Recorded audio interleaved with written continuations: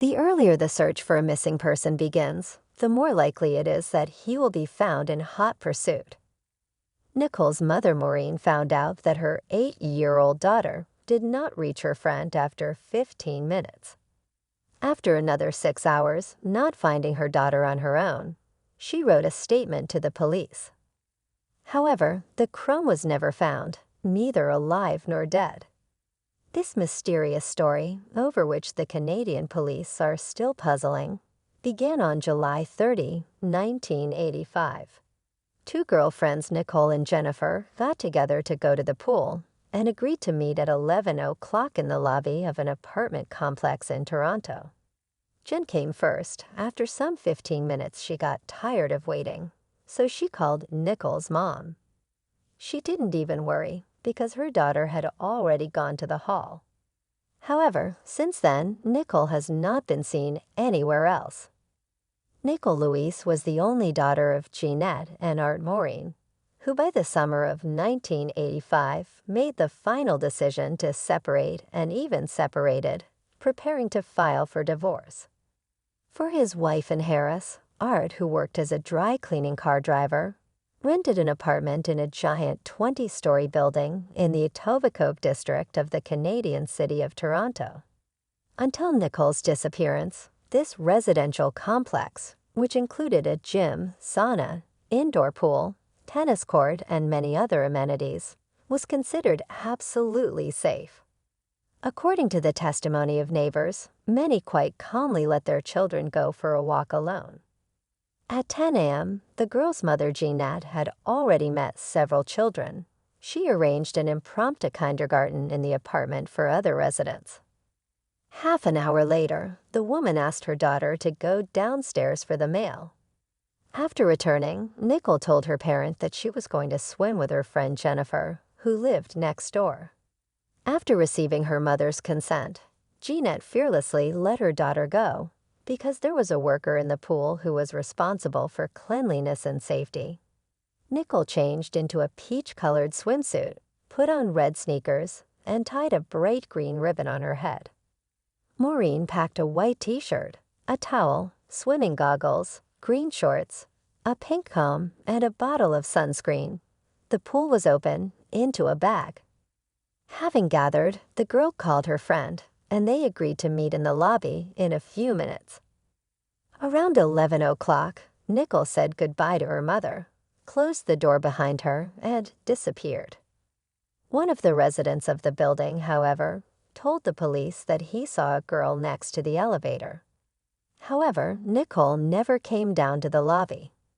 Jennifer waited for her friend for about a quarter of an hour, after which she called her mother and asked why Nicole was so late. Gina did not attach any importance to Jennifer's words at that moment, and Jennifer, tired of waiting, went to the pool alone. Mom missed her daughter only at 15 o'clock. She searched for her for several hours throughout the residential complex, and closer to 18 o'clock she called the police and reported the child missing.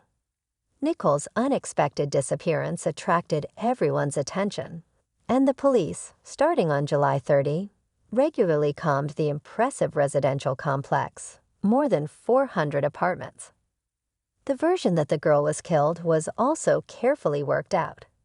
Detectives carefully checked all the places where it was possible to hide the remains of the body: laundry, technical rooms, garbage cans.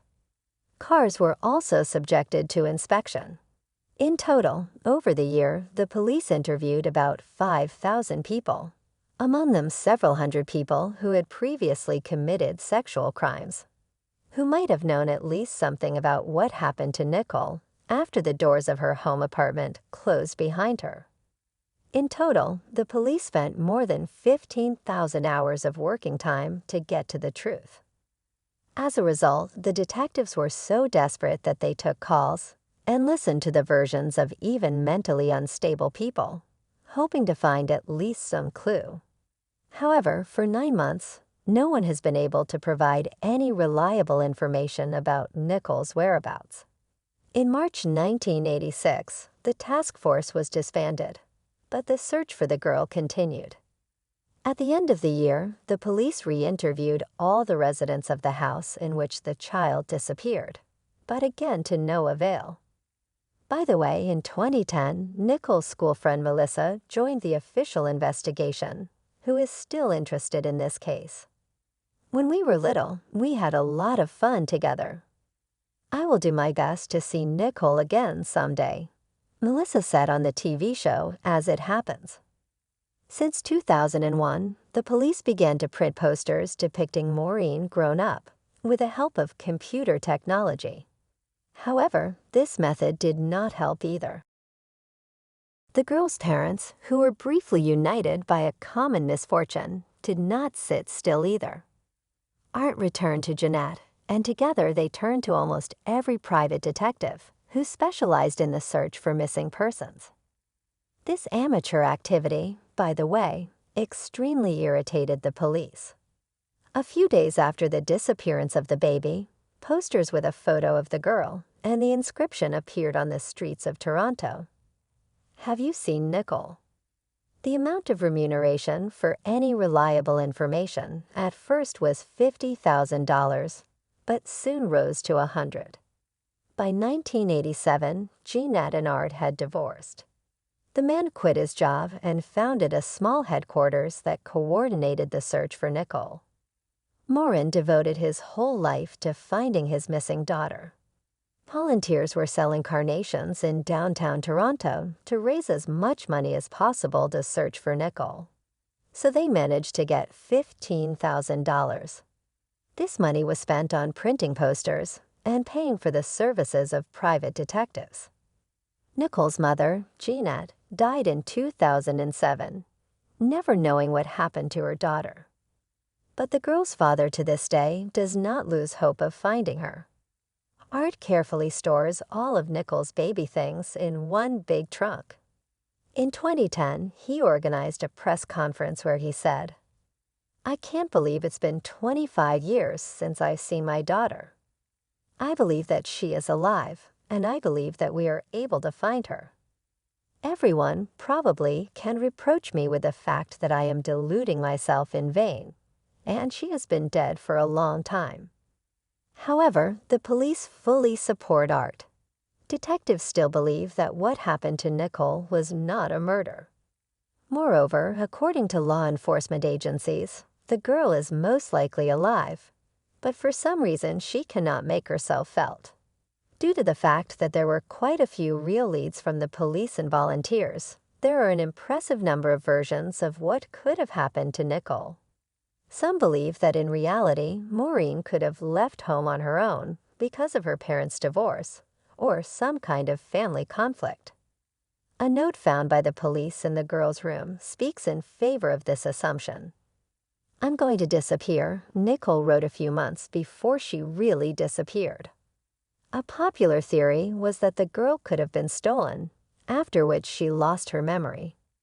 There is also a hypothesis that due to the stress experienced at such a tender age, the grown-up Nicole may, even looking at her own photo in the missing persons list, not identify herself with the one they have been looking for more than 30 years.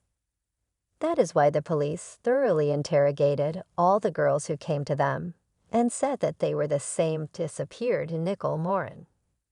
The testimony of one of the witnesses was widely covered in the press, who claimed that about 40 minutes before Nicole disappeared, there was an outsider with blonde hair in a building where everyone knew each other perfectly well.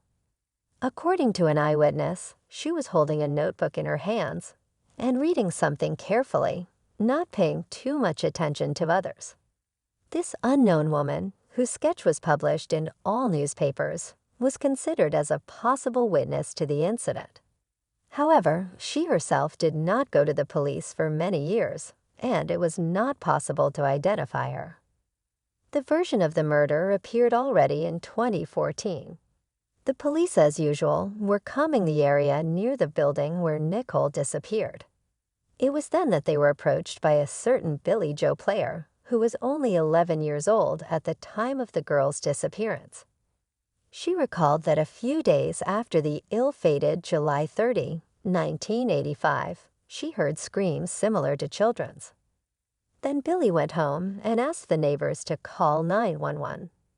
The police searched the place the girl was talking about, but found no traces of a crime.